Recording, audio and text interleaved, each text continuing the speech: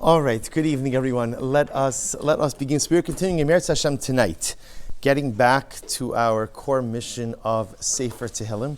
And over the years of learning Sefer Tehillim, we've gone through many different cycles. So I actually want to pick up where I left off, I don't know, the last time we did Sefer Tehillim, whenever it was, which is in Kapitel Ayin, chapter 70 in Sefer Tehillim. Now, the beautiful part about Sefer Tehillim, we're going to see some of this tonight, is on one hand, the Kapitel, the chapters themselves. First, our shir tonight is dedicated by Mrs. Engelsberg in memory of her brother, Asher Nachman ben Shaul, Zichron Livracha. We hope that in the merit of our Talmud Torah, the Neshama will have an aliyah and the family a nechama. So the beautiful part about Sefer Tehillim is that the themes of each individual kapitel, on one hand, they're individual themes, but on the other hand, the thematic overtones often build on one another. So tonight, what we're going to see over the course of this kapitel, of Kapitel Ayin, chapter 70, is on one hand a self-contained theme, but on the other hand, also a theme that builds on a little bit of the kapitel before. And so let's begin. It's a short kapitel, so Meretz Hashem, we're just going to spend this week on it. And David HaMelech writes as follows. Number one, Lamnatseach leDavid lahaskir. So literally, again, for the conductor of David to remember. So remember again, just we've mentioned many times in the past, David HaMelech writes Lam Natsech for the conductor, because remember, if the one thing that David HaMelech wanted more than anything in life, the one thing he wanted more than anything was to build the Beis HaMikdash. And the one thing that he was denied over and over was the ability to go ahead and build the Beis HaMikdash. So David HaMelech, even though he can't build the Beis HaMikdash, he does whatever else is within his power. So number one, again, he has the ability to purchase the actual real estate upon which the Beis HaMikdash would be situated, and he also composed the music that the Levitic choir would go ahead and sing in the Beis HaMikdash. So whenever you see Lam Natseach for the conductor, that's David HaMelech saying, this is something that is so important. This is a theme that is so pivotal that he wants it to be sung in the Beis HaMikdash. So what is David HaMelech talking about over here? Elokim, la'atzilenu Hashem le'ezrasi chusha. Oh God, hasten to save me.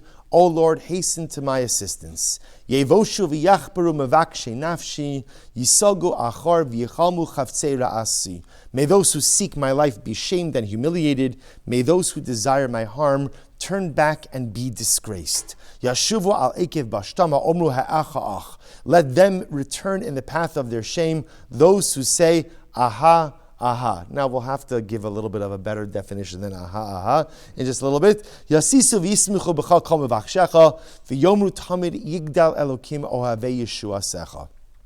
May all those who seek you exult and rejoice, and may those who love your salvation say constantly, may God be magnified. Va'ani, as for me, ani ve'evyon, I am poor and needy. Elokim chushali ezra umifalti ato Hashem al ta'acher. Oh God, hasten to me. You are my aid and my rescuer. Or Lord, do not delay. Okay, so this is the entire kapitel. What's the theme? What's the theme of this chapter of Tehillim? What would you say? What's the theme?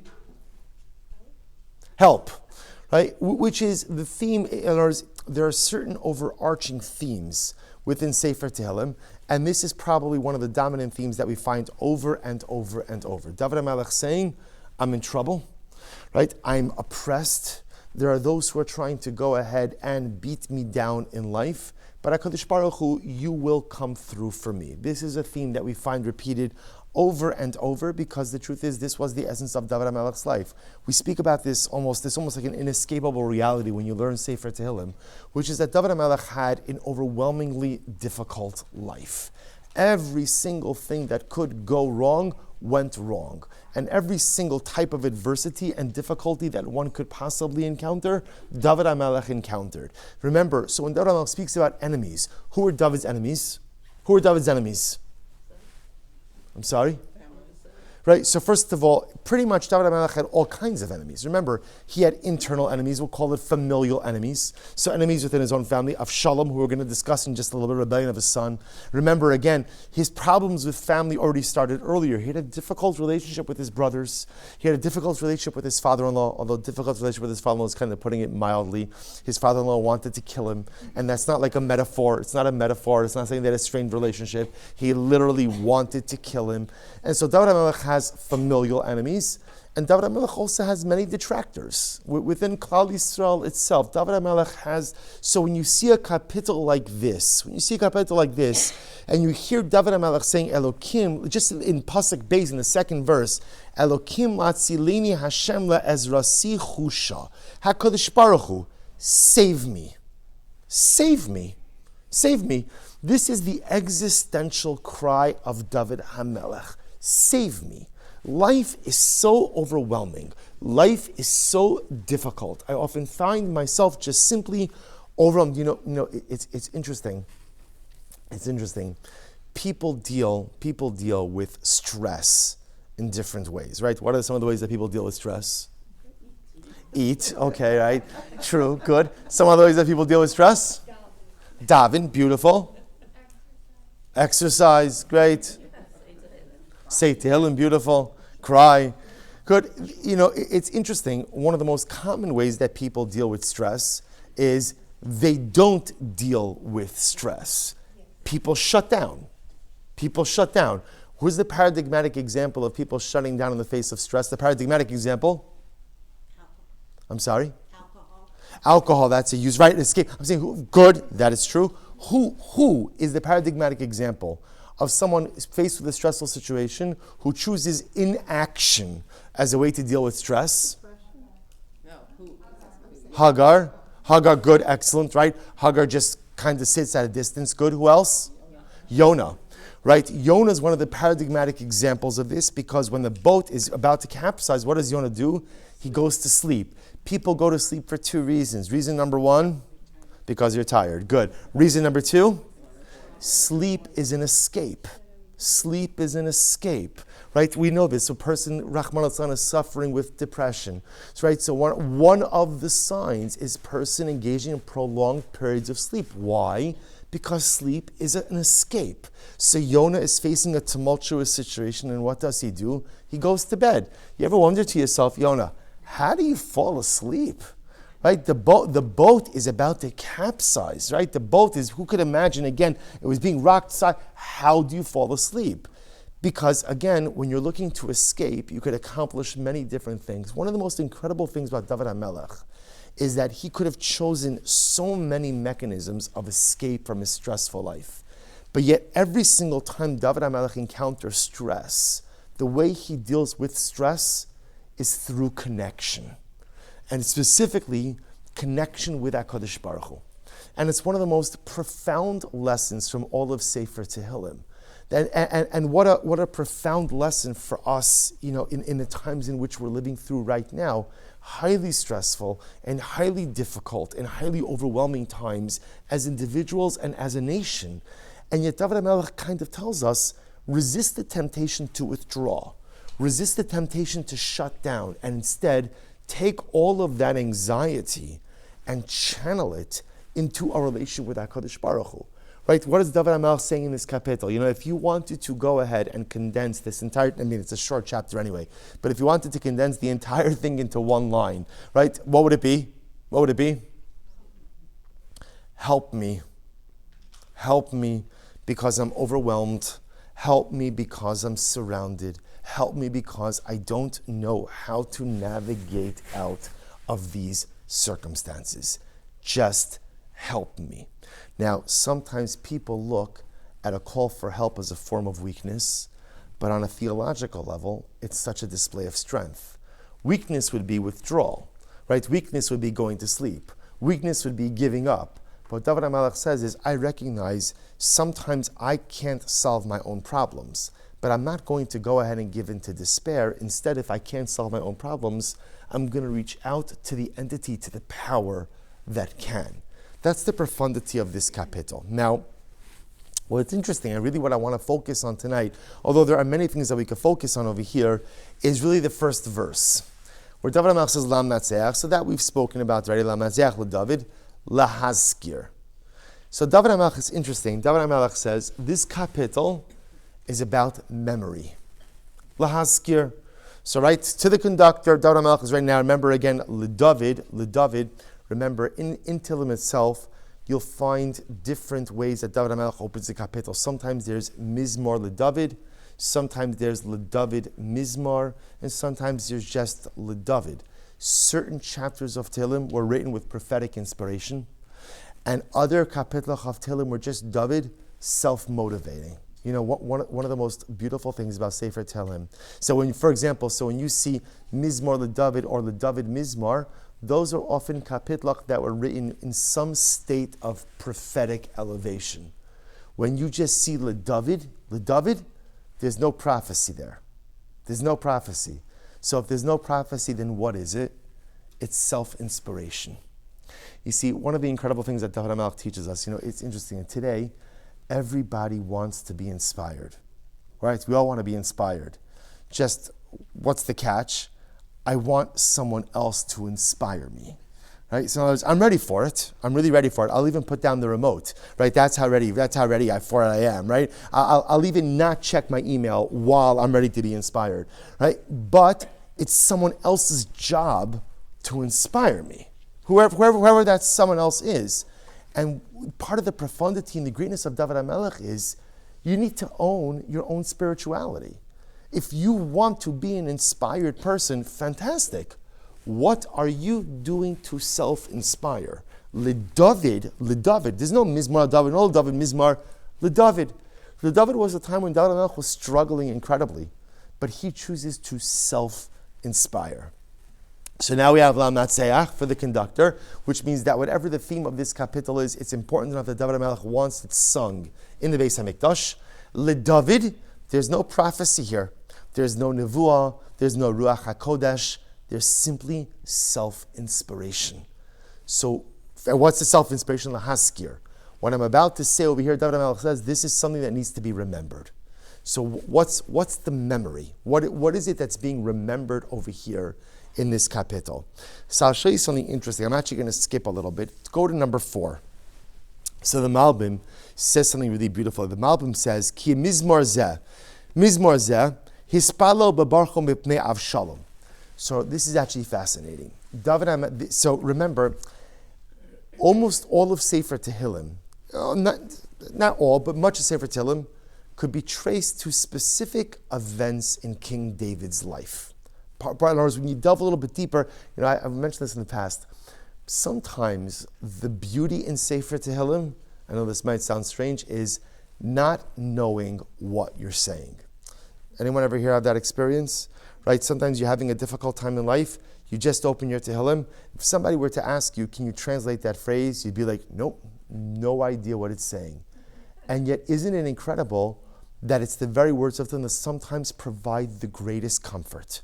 More than Shmona Esrei, right? More than Shema, more than anything else. There's a beauty in Tehillim. Part of this, because it's almost like what Tehillim represents on a certain level is like Emunah Pshuta, like the simplest form of faith in connection with HaKadosh Baruch Hu. I don't have to understand what it is that I'm saying in order to tap into the power. That's one level of Tehillim. On a deeper level, almost every chapter of Tehillim corresponds to something that happened in David HaMelech's life. And Sefer Tehillim almost becomes like the biographical diary of David HaMelech. And you could see a lot about how he handled different circumstances, good and difficult, through what he writes in Sefer Tehillim. So the Malbim in number 4 says that this chapter 70, David HaMelech wrote when he ran away from Avshalom. So two moments about this. David HaMelech has a son by the name of Avshalom. Avshalom leads a rebellion against his father. Now remember again, what's the genesis of this rebellion? Where does it come from? Where does it start from? So remember again, like everything in David HaMelech's life, it really begins with the episode with Bathsheba. Right? David HaMelech again has that indiscretion with Bathsheba, and there were 3 punishments that ultimately again came about because of that event with Bathsheba. Number 1, David HaMelech was stricken with illness. Number 2, the first child he had with Bathsheba, the baby, died in infancy. And number 3, the prophet Nassan HaNavi told him that there is going to be a rebellion from within his own family. Those are the three fallouts, or 3 repercussions from that event with Bathsheba. The rebellion was led by his son Avshalom. Avshalom stages a tremendous coup against his father, and David HaMelech makes a decision. He's not going to fight his son. He's not going to fight his son. So what does he do? He gathers up some belongings. He takes like his kitchen cabinet, and he fled Yerushalayim. He would not go ahead and fight his son. Not only that, but even when Avshalom was on the run, right, when the tide turned against Avshalom, David HaMelech gave explicit instructions to his generals: do not harm my son. Do not harm my son. So therefore the Malbim says, David HaMelech said this, he said this kapitel, chapter 70, when he was running away from Avshalom. Why? Look what he writes over here. Number 4, he says, Ki mevur midivrei mizmar, shespala also le'iziknusa, because remember again, also the rebellion of Avshalom comes when David HaMelech is already an old man. He's already advanced in years. Now listen to this. V'hizkir, sha'Hashem asa imo niflaos minu arav, u'mevakish leval ya'azvir le'izikna. So the Malbim says something amazing. The Malbim says that this kapitel is really a little bit more of like a retrospective kapitel. What is it talking about? It's David HaMelech reflecting on his life. And David HaMelech saying, you know what? Throughout my life, I've been through so much adversity, so much difficulty. But here's the incredible thing. Every single time HaKadosh Baruch Hu got me through it. Every time he got me through it. Now, let's talk about this in just a moment. When David HaMelech says that HaKadosh Baruch Hu got me through adversity, what does that mean? Or I should say, what doesn't it mean? What doesn't it mean? It doesn't mean that the stories ended, everyone lived happily ever after. You know, I've mentioned this a number of times. Rabbi Jonathan Sachs, Zecher Tzadik Livracha, had a beautiful piece where he discusses that in Judaism, he says in the world of literature, there are often two different types of stories. There's like Greek mythology and there are fairy tales. So if you ever read Greek mythology, as a kid I was always fascinated by Greek mythology, right? But Greek mythology always has the same story, which is you have capricious, unpredictable gods who just do anything and everything to pull the rug out from under man, right? Man could do whatever he wants, but the gods are going to foil their plans, right? And fairy tales, how do fairy tales end? And everyone lived happily ever after. So Rabbi Sachs says, in Judaism, we have neither of those stories. We don't have mythology because we have HaKadosh Baruch Hu who wants our success and who works on our behalf constantly. But we also don't have stories that end and everyone lived happily ever after. It's overwhelming, right? There's not one story like that. In all of Tanakh, there will be one story like that, right? The one story that will be like that will Emirat Hashem be the story of Mashiach. That's what's unique about the Messianic story. It's the only story in the destiny of our people that ends that way. How does the Torah end? Moshe Rabbeinu dies, right? Moshe Rabbeinu dies. He's feet away, literally, steps away from entering into Eretz Yisrael. The one thing he wanted, no, can't go in. And you go, story after story after story, book after book after book. Nothing ever ends, and everyone lived happily ever after. So this is important. So when David HaMelech says the Malbim, David HaMelech says, Chash Baruch Hu, I've been in so many difficult situations in life, and you always got me through. Always got me through means I'm still here. I'm still standing. I learned something, I grew in some way, and I am stronger as a result of all of my life circumstances. So the Malbim says something amazing. In this kapitel, which David HaMelech is writing, during the rebellion of Avshalom, during the rebellion of his son, what he says is, Lanatseach leDavid lahaskir. In this moment when my own child is rebelling against me, I have to remember. What do I have to remember? What do I have to remember? That HaKadosh Baruch Hu, you've been by my side every step of the way. You've held my hand through this entire tumultuous journey of life. I was on the brink of disaster so many times, and you always kept me from falling off the edge of the cliff. And the same way you've done that for me in the past, you will continue to do that for me now, even in the midst of this overwhelming situation where literally my son is ready to kill me. You have to understand what this means to be David HaMelech, right? You go from a father-in-law ready to kill you, right, to a son who's ready to kill you. And even the people who don't want to kill you, really don't like you. Right? This is a lot of David HaMelech's life. So says the Malbim, it's really incredible. So again, the theme of the kapitel is HaKadosh Baruch Hu, I face tremendous adversity, and you always come through. The Malbim, what's the context? The context is the rebellion of Avshalom. And now in one of these last tumultuous episodes of David HaMelech's life, Lamnatzeach LeDavid Lahaskir. What I have to remember more than anything is, I've been here before. Okay, not with my son, not with Avshalom, but I've been in these disastrous situations before. You've saved me and provided me for me before, and you, HaKadosh Baruch Hu, will come through for me again. That's what I have to remember. That's what I have to keep reminding myself. That's the lahaskir. Use the memory of past salvations to give me chizuk to deal with this current difficulty. Incredible. So when I saw this idea, it got me thinking a little bit about the concept of memory and the concept of in general, we have, as Jews, we have a fascinating obsession with memory, right? We use memory in all kinds of ways. We use memory. Zachar is asher asalacha Amalek. Remember that which Amalek did to you. But we also have positive memory, right? Chayiv adam liros es asmo kiliyotza mimitzrayim. On Pesach, we're obligated to remember that which was, that we were supposed to view ourselves as if we left Egypt. So memory has many different components to it. I want to show you another example of the profundity of the power of memory. So take a look at number 5. This is actually last. So okay, pause Sefer Tehillim here for just a moment. Let's go into the parsha. Not this week's parsha, last week's parsha. So Pasuk says as follows. Number 5. Pasuk says, let me give you a little bit of context. Remember, Yosef, this is last week's parsha. Parshas Miketz. So remember again, Yosef is in Egypt. Yosef is in Egypt, having risen to the position of viceroy of Egypt.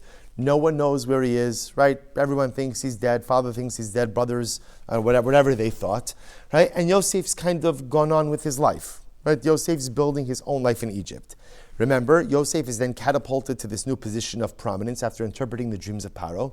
And then in an amazing confluence of events, because of regional famine, the brothers, the Shvatim, come down to Egypt. And who are they face to face with?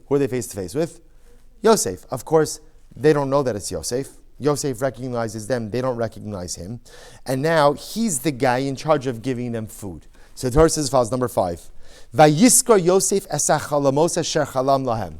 So when Yosef saw his brothers, he remembered his dreams.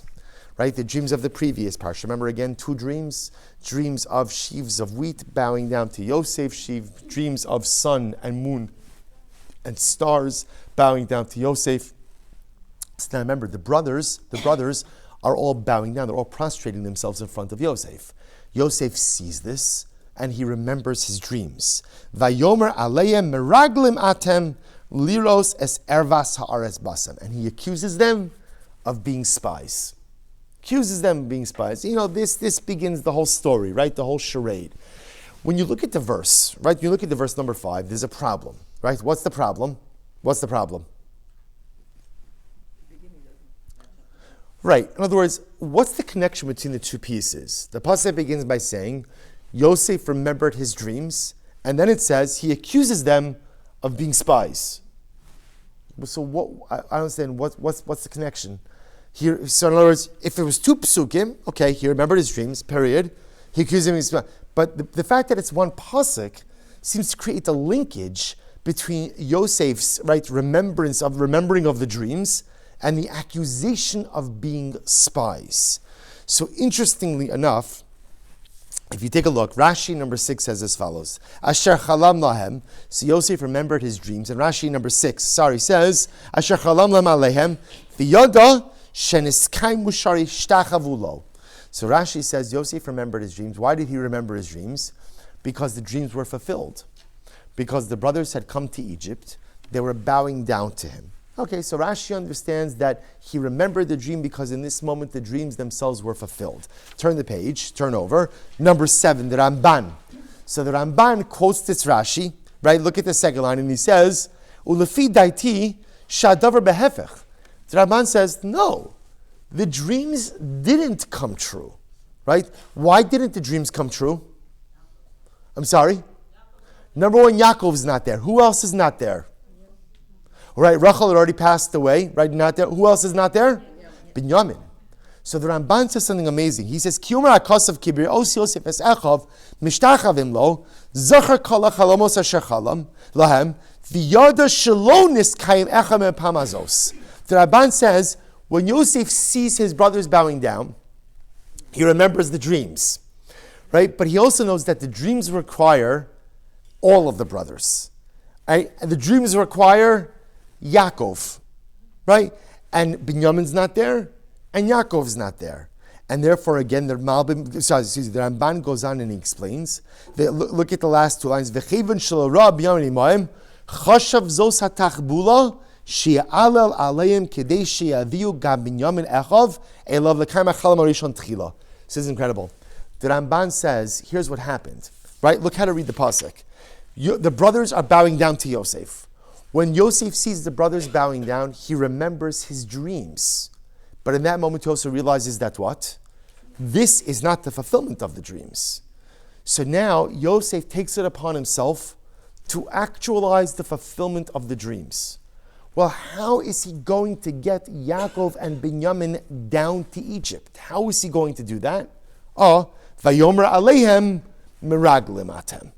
Then he hatches this whole plan, right? Then there's the whole plan, and the goal of the plan ultimately is to get everyone down to Egypt for the fulfillment of the dreams. So the Ramban says that's the connection between the two parts of the pasuk. The brothers bow down. When they bow, Yosef remembers his dream, but he also realizes down that this is not a fulfillment of the dreams because Yaakov and Binyamin are missing. So now he asks them, create a plan in order to allow for the fulfillment of the dreams. What was the plan? He accuses them of being spies. Now, why Yosef feels that he needs to create a plan for the fulfillment of the dreams is a different discussion.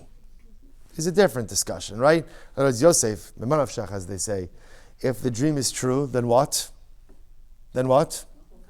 It's going to happen, right? You don't hurt. It's almost like saying, last night I had a dream that I ate a tub of vanilla ice cream, right? And so again, so I'm going to go to the supermarket, buy the tub of it, and again, it's a dream. Got to make it come true. Obviously, again, if it's supposed to come true, it'll come true by itself. But we're going to leave that question on the side. I think that there's a simpler understanding of the pasuk. The simpler understanding of the pasuk is that at the end of the day, Vayiskar Yosef es hachalomos asher chalam. When Yosef saw the brothers prostrating themselves, he remembered his dreams. And how do you think Yosef felt when he remembered his dreams? How do you think he felt? Angry, betrayed, humiliated, hurt. See, I think Pasha Pshat is Yosef is not really preoccupied with making the dreams come true. Because Yosef knows enough, if the dreams were truly prophetic, so prophecies are messaging from HaKadosh Baruch Hu. The Moshe runs the world. He doesn't need me to make the dreams come true. He'll make the dreams come true. Vayiskar Yosef es hachalomos asher chalam lahem. And what was his reaction? His reaction was anger. His reaction was animosity. Why? Because Yosef was at least initially filled with anger and animosity towards his brothers. Let's understand, we read these stories. And the truth is, many of us have been reading these stories for many years. And sometimes when the stories kind of become second nature, we lose some of the emotional magnitude of these stories. You're Yosef. Imagine for a moment you're Yosef. At a young age, you've lost your mother. Okay? Baruch Hashem, you have a loving and supportive father. You have brothers who hate you and make no secret about their animosity towards you. Now, granted, Yosef didn't help things, right? He definitely, again, was a little bit immature in his relationship and his relating towards his brothers. His father sends him out to the middle of nowhere to check on his brothers. The brothers rob him of his dignity, of his clothing, and sell him as a piece of property. All these years, no one ever comes looking for him. All of these years, no one ever, right? For Yaakov Avinu was a pretty influential guy. If you're Yosef, you're probably thinking to yourself, well, why did my father send me all alone into the clutches of my brothers? You know, sometimes when you have too much time to think, a whole bunch of stuff starts swirling around. So Yosef sees his brothers, he remembers the dreams, and he remembers how profoundly mistreated he was by his brothers. So what does he do? Vayomer aleim meraglim atem liros es ervas haaretz basem. Think about it for just a moment. What's the worst thing that Yosef could have done to his brothers in that moment if he was filled with anger towards them? What's the worst thing he could have done? Accuse them of treason. This is the worst thing you could do. He's not just going to kill them, because he can't just kill people. Even in Egypt, there's somewhat of a system, right? But if you accuse people of ultimately trying to undermine the interests of the homeland, right, of Mitzrayim, that's the worst kind of accusation that you could make. Remember again, why did the brothers, and here's what's incredible, why did the brothers react in such a way to Yosef? Ultimately, again, what they thought Yosef was trying to undermine the future of the Abrahamic tradition. They thought Yosef was trying to cut them out of the picture. So Yosef almost levels the same exact accusation at them. I think the Pashat Pshat, the simple understanding in this pasuk, is that Yosef sees his brothers prostrating towards him. He remembers the dreams, but he doesn't remember the dreams as some form of prophecy. He remembers the anger, the animosity, the hatred that his brothers felt towards him, and how they allowed that to be translated into action. And he reciprocates, so to speak, by making this accusation against them. Memory. But here's what's fascinating about this. Go down a little bit. Take a look at number 9. And number 9. So this is incredible. He says, so if you think a little bit though, remember, I'm going out of chronological order. Number 9 is even earlier, right? So number 9 is before this episode that we just read above, right? But before the episode of Yosef remembering his brothers and seeing the brothers prostrate, right? Even before any of that. So what happens? Yosef, remember again, is catapulted to this new position of power, and he's given a wife, right? Interestingly enough, the daughter of Potiphar, daughter-in-law of Potiphar, right? So he has the Torah. Look at number 9. Yosef yulad shnei banim b'terem tavo shnas harav asher yodelo asnas bas Potiphar kohenos. He marries a young woman, Asnas, and they have 2 children. What were their children? Vayikra Yosef Shem b'char Menashe.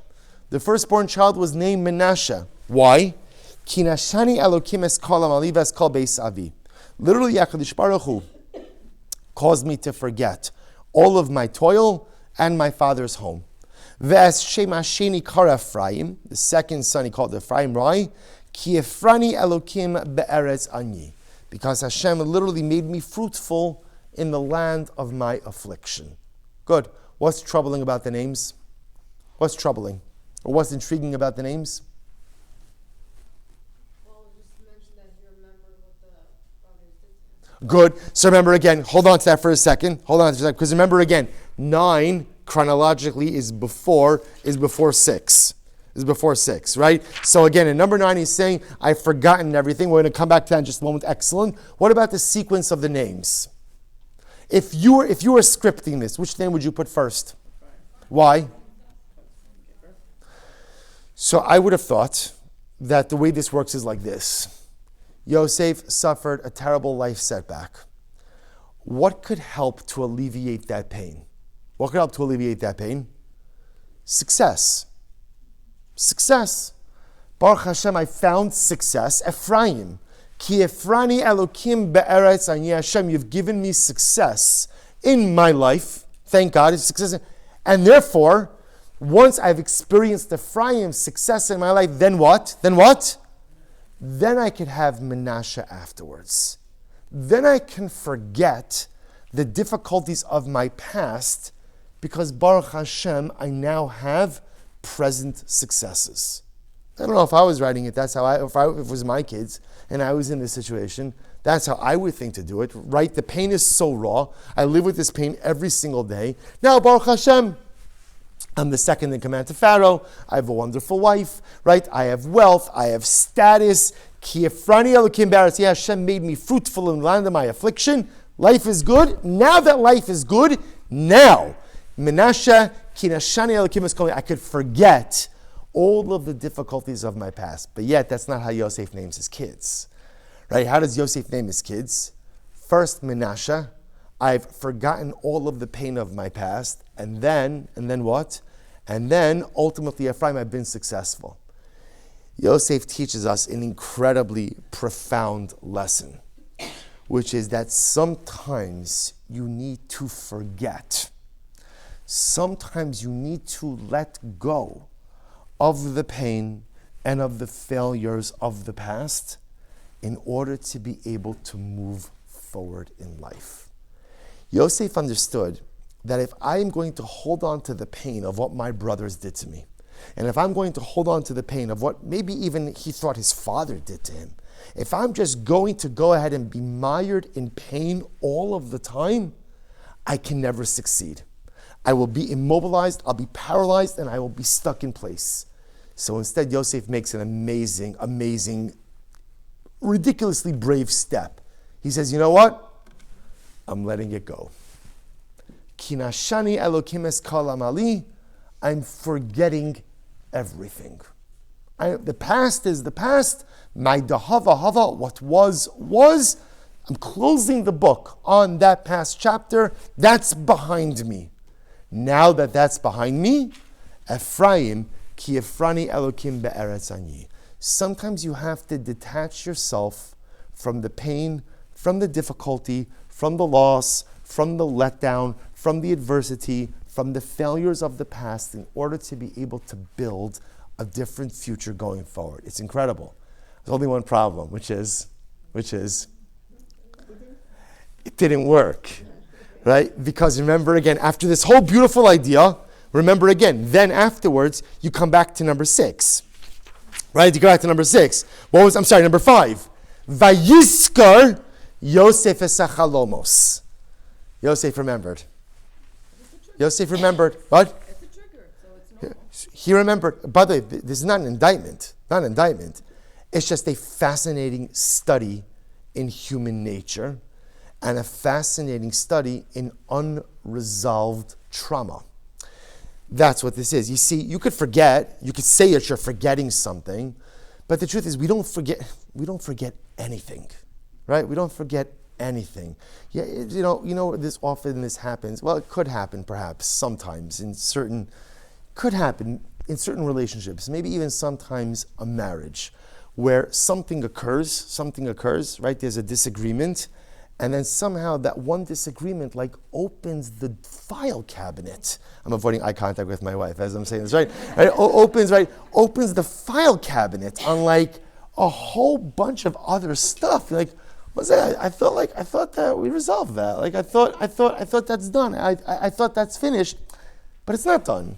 It's not done unless it's so. Yosef, in an incredibly brave moment, says, "I'm putting the past behind me. I'm done." Except you can't just put a past like that behind you. You can't just go ahead and file away an event, a traumatic event, like Yosef underwent. You can't just say, I've forgotten it. See, that was Yosef's mistake. Yosef thought, I could forget it. He forgot it as long as there wasn't a trigger. And the moment there was a trigger, and the trigger for Yosef was a very simple trigger, it was his brothers. You see, out of sight, out of mind, right? If they're in Canaan and I'm in Mitzrayim, we're all good to go. I've forgotten it all. But the moment they're there, and the moment they're bowing down, and the moment, again, he remembers everything about his childhood and everything about the dreams. So suddenly, again, the man who endeavored to forget, ultimately, again, is engulfed by vivid memories. Vayiskar Yosef. Vayiskar Yosef. And that's why, again, and what's incredible is, that's why his reaction makes so much sense. Right? We see this. We know this in life. We again, the word trauma the word trauma is a very amorphous term that can mean many different things to many people undergo traumatic events. And one person's trauma for someone else might not be anything, another person's trauma for someone else, again.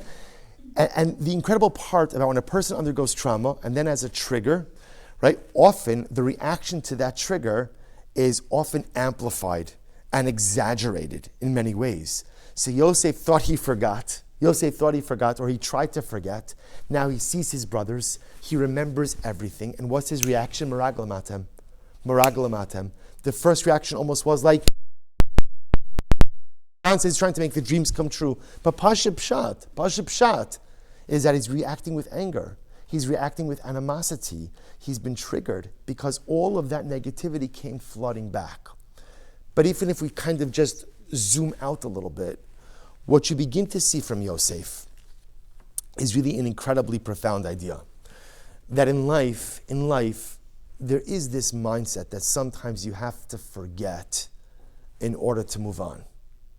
Sometimes you have to let go in order to be able to move yourself forward. Shlomo HaMelech says, in Mishlei, he says, V'haser es hakas milibecha.